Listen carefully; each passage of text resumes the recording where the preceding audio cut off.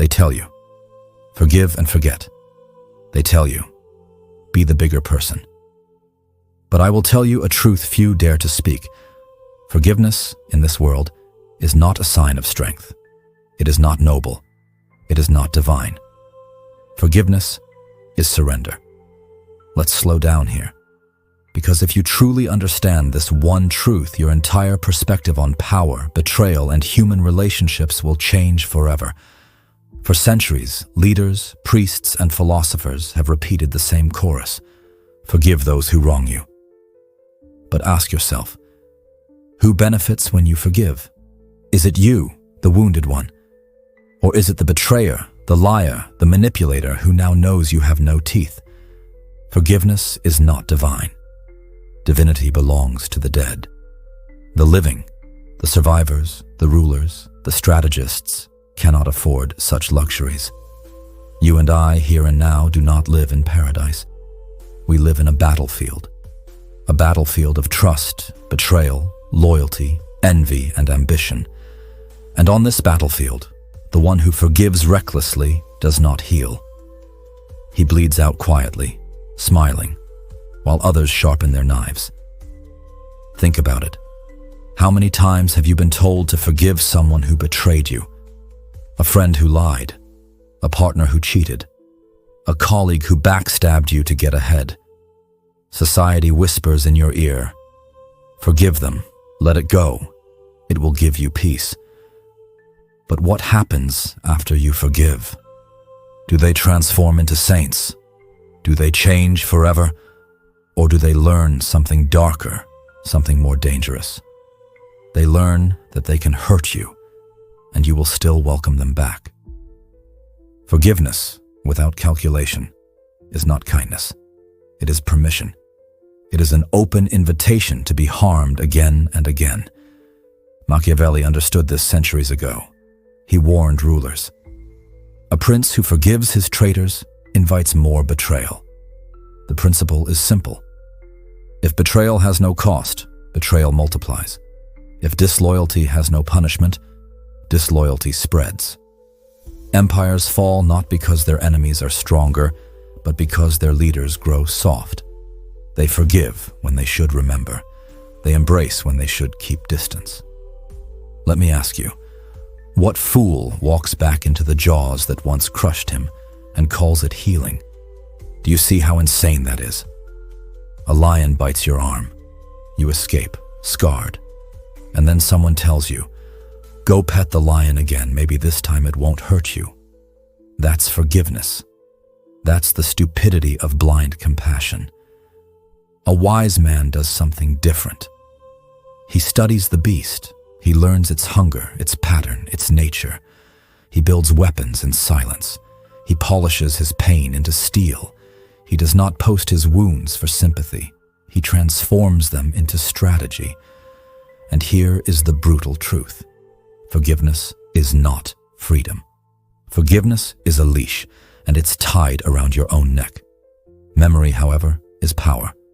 Memory is your fortress. Memory is your weapon.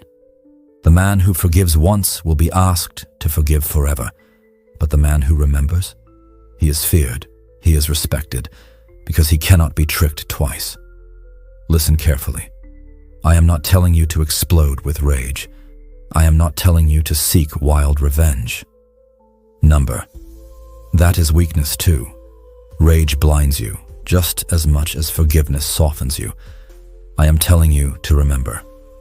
Smile if you must. Nod if you must. Shake their hand. Even embrace them if strategy demands it. But inside, you keep the ledger. You write their name in your private book. You record every offense, every betrayal, every knife in your back, not to mourn it, not to relive it, but to balance the books when the time is right. This is not cruelty. This is clarity. This is how power operates. In politics, in war, in life, preparation is everything. And preparation begins with memory. Every betrayal is data. Every insult is evidence. Every wound is a map. Forgive, and you erase the map. Remember, and you carry the blueprint of supremacy. And let's be honest, the people who tell you forgiveness is strength are often the ones who benefit most from your weakness. The clergy preaches forgiveness. Why? To keep the masses controlled, docile, easy to rule. The manipulator preaches forgiveness. Why? So they can hurt you again without fear. The betrayer begs forgiveness. Why? Because they know they will do it again. So ask yourself, why should you play their game? This world is not built for saints. This world does not reward martyrs. This world rewards strategists. You do not need to forgive to be free. You need to remember to be untouchable. Because the truth is this: the man who remembers never has to chase revenge. He becomes revenge. His silence becomes the punishment. His success becomes the execution. His very presence haunts those who once wronged him. That is why forgiveness is for the weak. And memory is for the ruler. This is where we begin. This is where your transformation starts. Part 1 is about shattering the illusion. The illusion that forgiveness makes you noble. It doesn't. It makes you predictable. It makes you exploitable. From this moment forward, you must abandon the childish idea that forgiving everyone is virtue. It is not. It is surrender. Your scars are not shame. They are strategy. Your betrayals are not wounds. They are manuals. And your memory, sharpened like a blade, is your path to power. So write this into your soul. Forgiveness is not freedom. Forgiveness is surrender. And the one who remembers always wins. Now that we've shattered the illusion of forgiveness, let's go deeper. Because memory is not just survival. It is a system.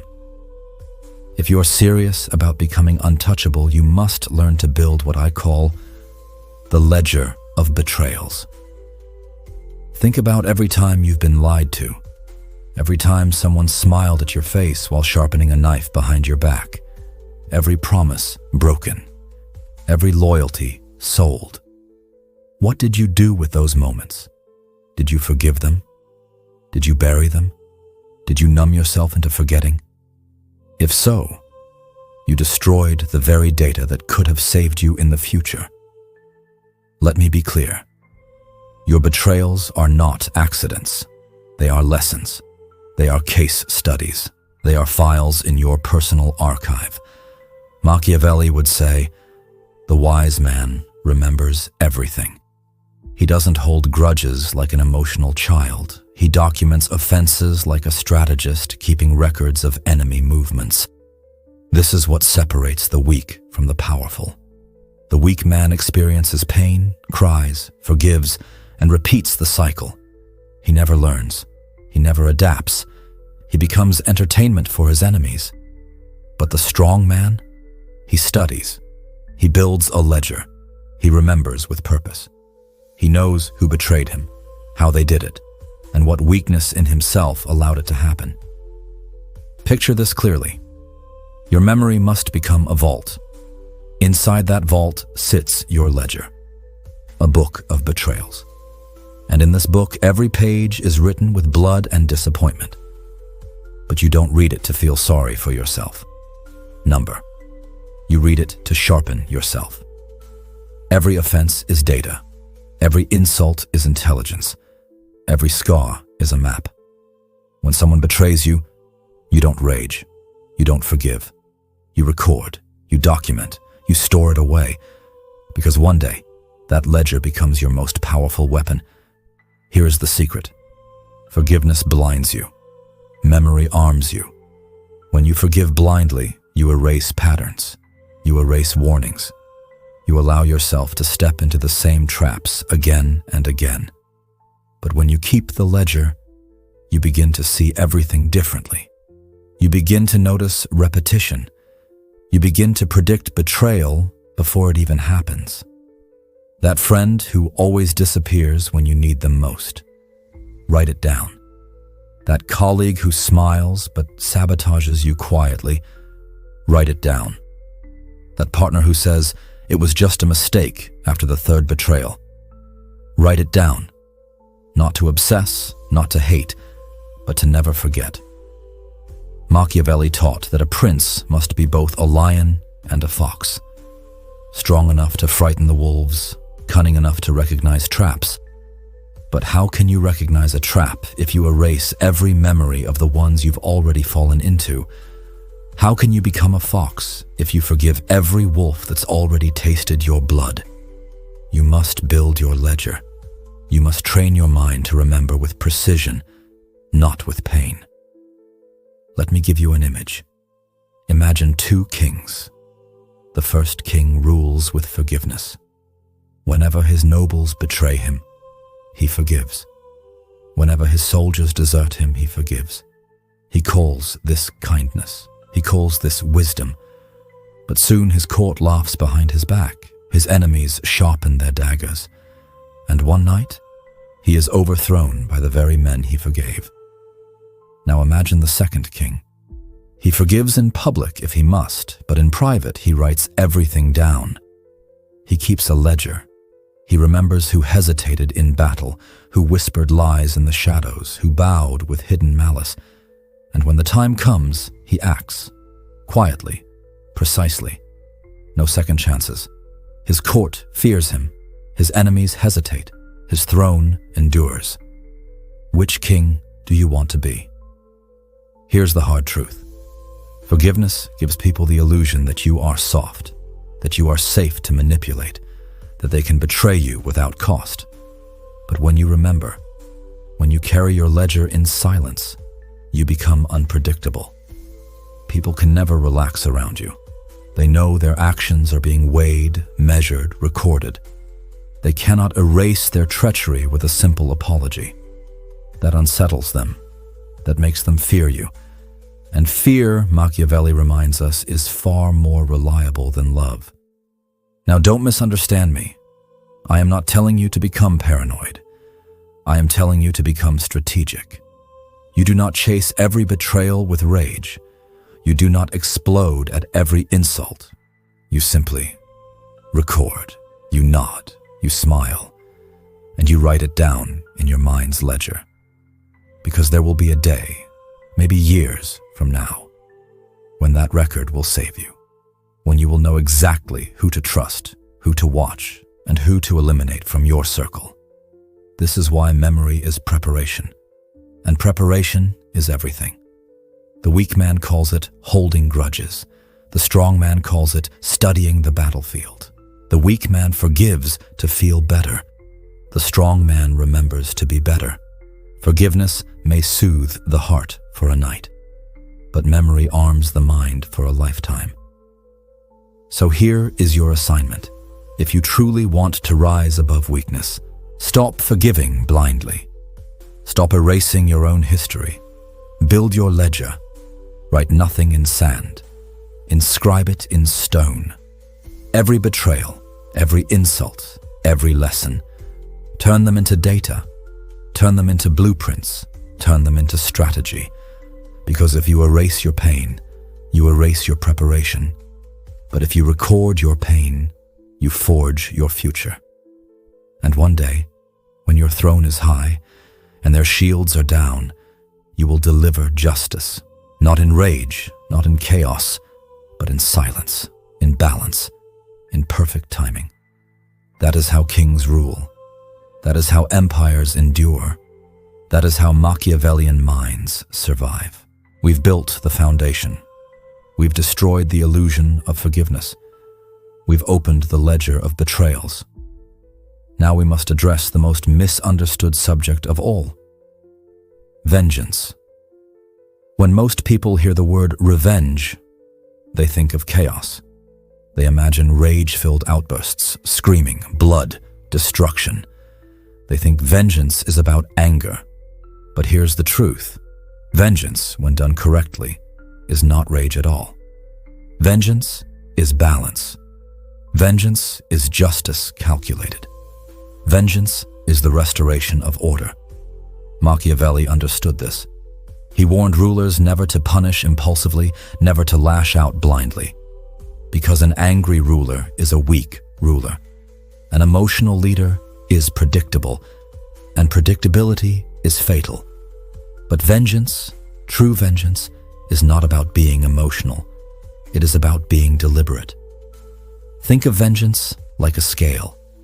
On one side of the scale sits betrayal, insult, humiliation. On the other side sits justice, consequence, balance. When someone wrongs you, the scale tips. The balance is broken. And if you forgive recklessly, you leave the scale lopsided. You allow the weight of betrayal to remain unchallenged. You tell the world, my balance doesn't matter. But when you remember, when you wait, when you calculate, then you restore balance. Not in a storm of rage, but in the quiet precision of strategy. Let's use an example. Imagine a man betrayed by his closest ally. In rage, he storms out, confronts him publicly, and screams. What happens? He looks weak, emotional, out of control. His enemy watches and thinks, I can make him dance like a puppet. All I need to do is push his buttons. But imagine instead a man betrayed who says nothing, who smiles, who embraces his traitor as if nothing happened. But inside, he records it. Inside, he plans. Inside, he sharpens. And then, months later, maybe years, when his betrayer is vulnerable when no one expects it, he acts, swiftly, silently, without warning, without words. That is vengeance, not rage, balance. Do you see the difference? Rage is about ego. Vengeance is about strategy. Rage is loud. Vengeance is silent. Rage is a weapon that cuts its own master. Vengeance is a weapon that cuts only its target. This is why Machiavelli taught that a ruler must not punish every small offense, nor forgive every betrayal. He must remember, he must wait, and he must strike at the perfect time. Because timing is everything. Punish too soon and you reveal your hand. Punish too late and you lose respect. But punish at the right moment, and you send a message that echoes for generations. Now some will tell you vengeance poisons the soul, that it consumes you, that it makes you bitter. But that is only true if you confuse vengeance with obsession. If you spend your nights dreaming of fire and blood, then yes, you are consumed. You are weak. But if you turn your betrayals into balance, into lessons, into precise acts of consequence, then vengeance purifies you, it transforms you, it frees you, because the man who remembers is not bitter. He is prepared. Let me put it this way. Forgiveness removes the teeth of the lion. Rage makes the lion thrash blindly. But vengeance? Vengeance teaches the lion when to strike and where. That is the difference between weakness, chaos, and power. And here's another truth you must accept. The greatest vengeance is not destruction. It is resurrection. What do I mean by that? It means the most powerful revenge is not burning your enemies to ash. It is rising so high, so untouchable, so far beyond their reach that your very existence haunts them. When your success thunders in their minds every time they hear your name. When your presence becomes a storm they cannot escape. When they realize they created the very force that now towers above them because of their betrayal. That is vengeance, perfected. That is vengeance without lifting a blade. Listen carefully. You do not win by being noble. You do not win by forgiving endlessly. And you do not win by raging wildly. You win by being necessary. You win by remembering. You win by restoring balance with precision. And sometimes, vengeance doesn't even require you to act directly. Sometimes the greatest punishment is distance. Sometimes the most devastating blow is silence. Sometimes the true revenge is simply walking away and thriving where they can never follow. But here is where most people fail. They confuse vengeance with reaction. If your enemy knows they can provoke you into reacting, they control you. They own you. They can pull your strings like a puppet.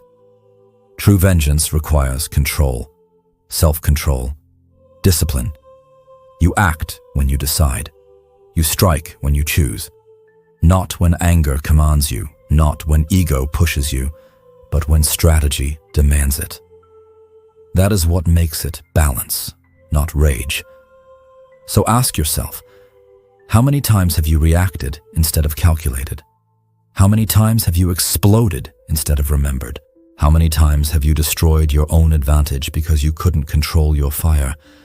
You must train yourself to resist this weakness. You must become the man who feels everything but reacts to nothing until it is time. This is the Machiavellian way: to remember in silence, to calculate in patience, to strike in balance. Forgiveness is surrender. Rage is chaos. But vengeance, true vengeance, is balance.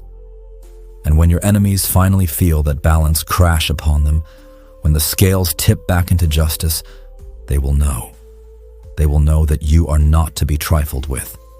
They will know that you are not weak, not merciful, not emotional. They will know you are inevitable. We've spoken of betrayal. We've spoken of vengeance. But what holds it all together? Memory. Memory is the fortress of the powerful. It is the wall that protects you from repeating mistakes, the watchtower that sees danger long before it arrives, the weapon that makes your enemies tremble because they know you do not forget. Let me tell you something most people will never admit. The world does not punish forgetfulness. The world rewards it. It whispers, forget, forgive, move on. Why?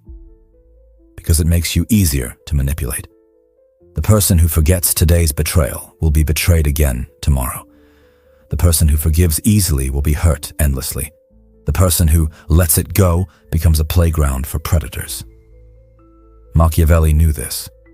He wrote that rulers must study history relentlessly. Why? Because memory reveals patterns. The man who remembers yesterday's schemes can predict tomorrow's betrayals. The man who forgets falls into the same traps again and again. And so, you must make your mind a fortress of memory. Not a diary of bitterness, but a library of lessons. Every insult, every humiliation, every betrayal, every moment where someone underestimated you. Do not discard them, record them, store them, etch them into stone. Not to cry over them, not to drown in them, but to sharpen yourself with them. Think of a blade. Steel is forged through fire and pressure. Every strike of the hammer strengthens it. Every burn hardens it. Your memory is that steel. Every betrayal is a strike of the hammer. Every humiliation is a burn of the fire. And if you remember correctly, you do not break. You sharpen. But here's the danger. Memory without discipline becomes poison. Some men remember too much, but they remember wrongly. They replay the betrayal endlessly in their minds. They dwell. They obsess. They let bitterness rot their soul until they become prisoners of the past. That is not a fortress. That is a dungeon. The key is discipline. To hold memory like a weapon, not like a wound. When you remember, ask yourself, what did this teach me? What pattern did this reveal? What advantage can I carve from this pain? That is memory as power. Now think of your enemies. What terrifies them most? It is not your anger. Anger fades. It explodes, then disappears. What terrifies them is your silence, your coldness, your ability to smile, shake their hand, and remember everything. Because silence tells them this: he hasn't forgotten. He hasn't forgiven. He's waiting. That is psychological warfare. That is memory turned into fear. Let's draw a picture. A man insults you in front of others. Everyone expects you to react. They expect anger, shouting, maybe even violence. But instead, You smile. You nod. You say nothing. You walk away. What happens? He laughs, thinking he won. The crowd believes you're weak. But you've just recorded it, stored it, filed it under future consequence. And months later, maybe years, when the timing is perfect, when his guard is down, when your rise is undeniable, you return the insult not with words, but with position, with power, with silence that crushes him. That is how memory becomes a fortress. Not through obsession, through patience. Machiavelli warned that men are quick to forget benefits, but slow to forget injuries. That truth cuts both ways. Your enemies will remember what you do to them, which means you must be strategic in when and how you act. But more importantly, it means you must never allow yourself to be the fool who forgets. The weak man erases. The strong man records. Ask yourself, how many times have you forgiven the same person for the same sin? How many times have you ignored the pattern because you wanted peace? How many times have you moved on only to be dragged back into the same pain? This ends when you build your fortress. A fortress of memory where nothing is lost, where every stone is a lesson, where every betrayal becomes part of your armor. But here's the secret. A fortress is not just about defense. It is also about intimidation. When people realize you remember everything, when they know you do not forgive lightly, when they understand that even the smallest slight may one day be answered, they treat you differently. They tread carefully. They measure their words. Why? Because your memory becomes a shadow over them. This is not cruelty. This is survival. This is respect. This is power. And here lies the heart of it. Forgiveness is weakness because it erases memory. It tells the world, you can betray me, and I will forget. But memory as a fortress tells the world, I see you, I record you, and one day when it matters most, I will answer you. That is how you stop being prey. That is how you stop being manipulated. That is how you become untouchable. So I ask you, are you building your fortress, or are you leaving your gates wide open? Do you remember with clarity, or do you forget with naivety? Do you carry your lessons as armor, or do you discard them as burdens? The choice will decide whether you rise as a ruler or fall as a victim. Because the man who remembers is dangerous. The man who remembers is patient. The man who remembers cannot be deceived twice. Memory is not bitterness. Memory is not obsession. Memory is a fortress. Build it, guard it, live within it. And the world will learn. You are not a man who forgives. You are a man who remembers. You've heard it said, speak your truth. You've been told, clear the air. You've been encouraged. Say what's on your mind. But here's the reality no one wants to face. Words are cheap. Words expose you. Words make you predictable. The most dangerous weapon is not speech. It is silence. Machiavelli knew that rulers who spoke too much betrayed themselves. Every word was a thread enemies could pull. Every confession a crack in the armor. The wise ruler spoke little, revealed less, and let silence do the work of intimidation. Because silence is never neutral. Silence always communicates. When you speak, people analyze your words. When you shout, they measure your rage. But when you stay silent, they are forced to imagine. They project, they fear, and fear is far more powerful than explanation. Think of a courtroom. A guilty man pleads, begs, cries, tries to explain. A strong man sits in silence, eyes steady, lips sealed. Who holds more power? The silent one. Think of war. The enemy who taunts, shouts, screams, he reveals his insecurity. But the enemy who says nothing, who simply watches, who waits, he terrifies, because silence is unreadable. Silence is unknowable. Silence makes men imagine horrors worse than reality, but silence is only half the weapon. The other half is distance. Distance is power. Distance is the refusal to engage in petty games. Distance is the space you create between yourself and those who would drain, manipulate, or betray you. Distance denies them access. When someone wrongs you, what do they expect? They expect words. They expect a confrontation. They expect you to demand closure.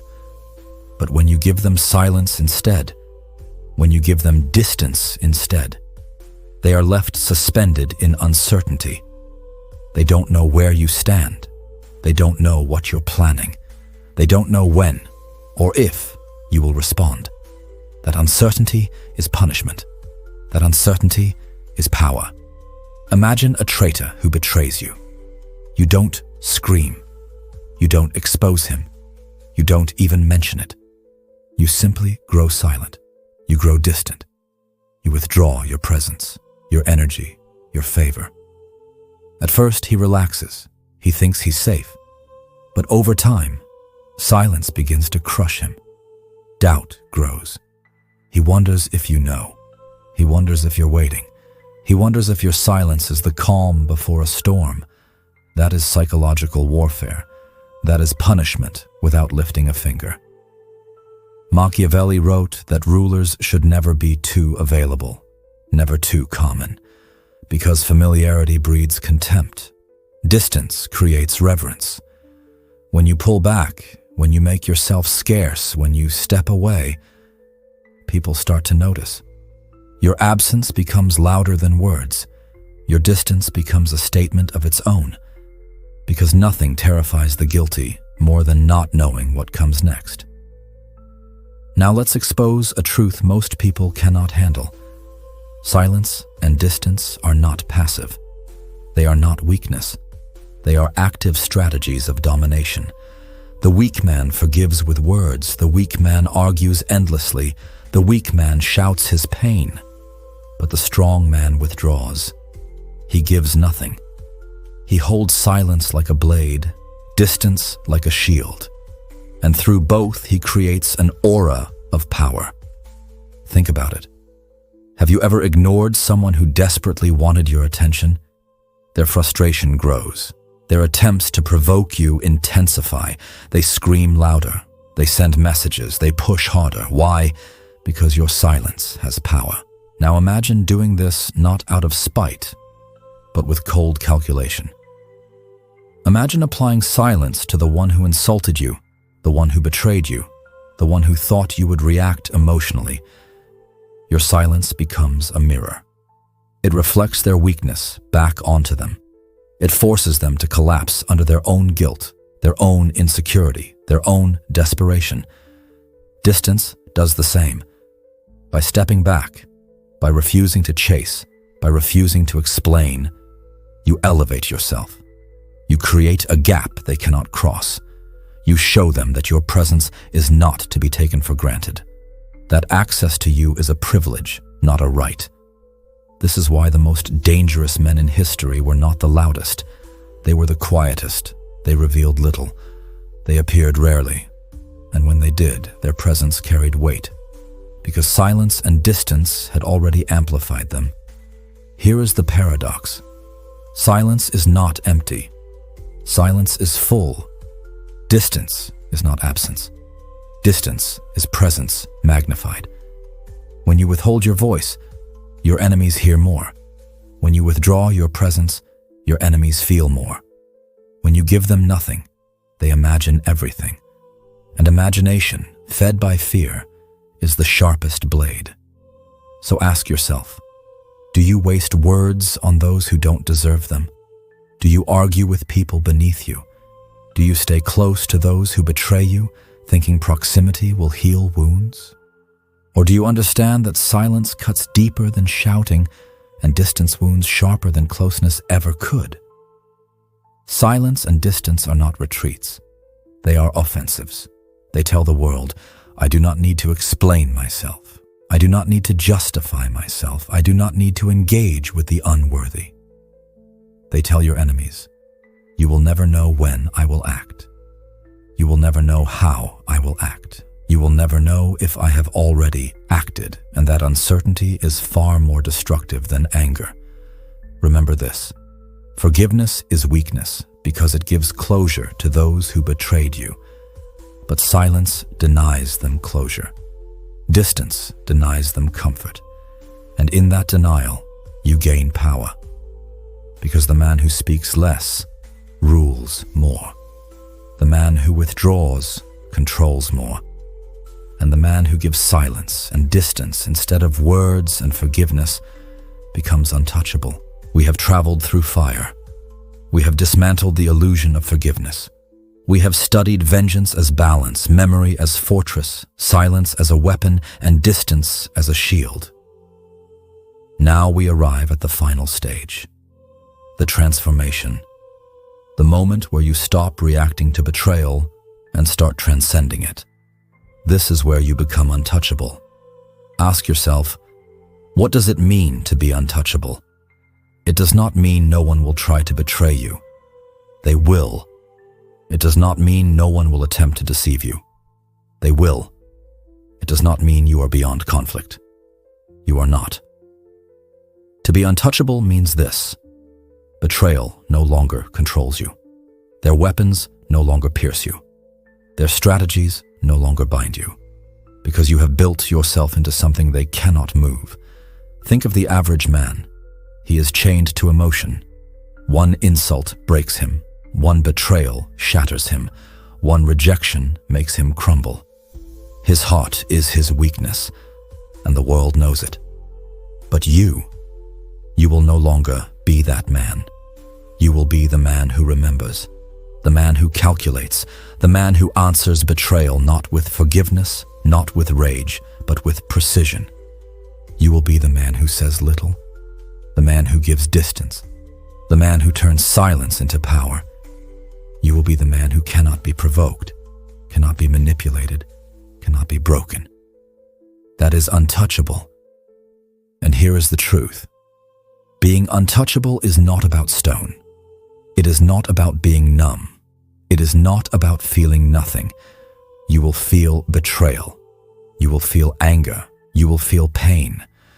But you will not serve those feelings. You will not let them command you. You will not let them decide your actions. Instead, you will master them. You will transform them.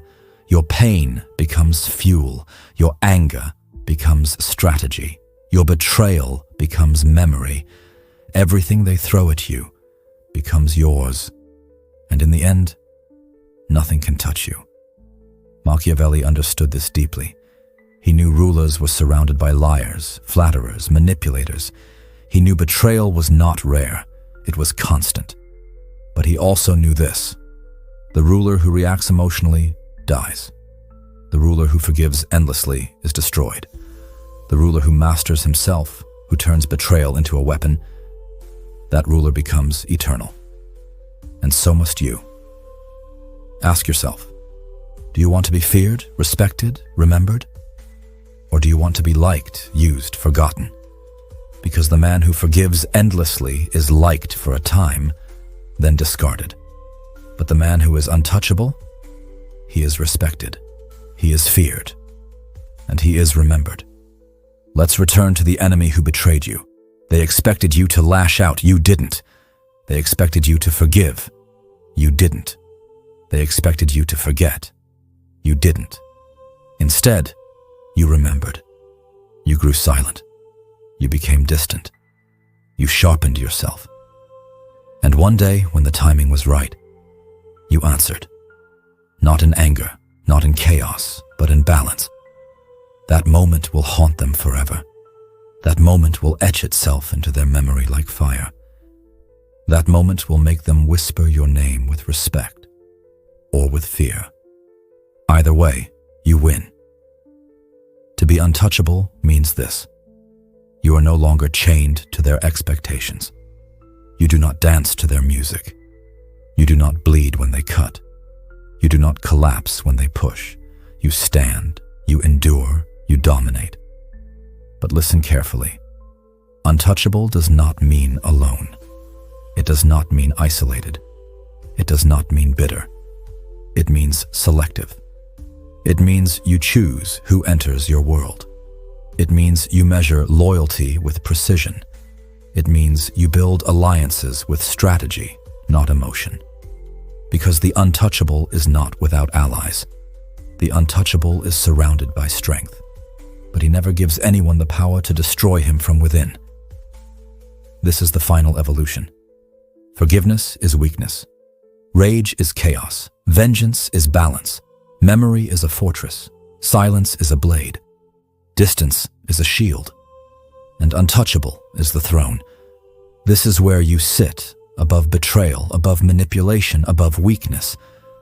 Not because betrayal stops coming, but because betrayal no longer touches you.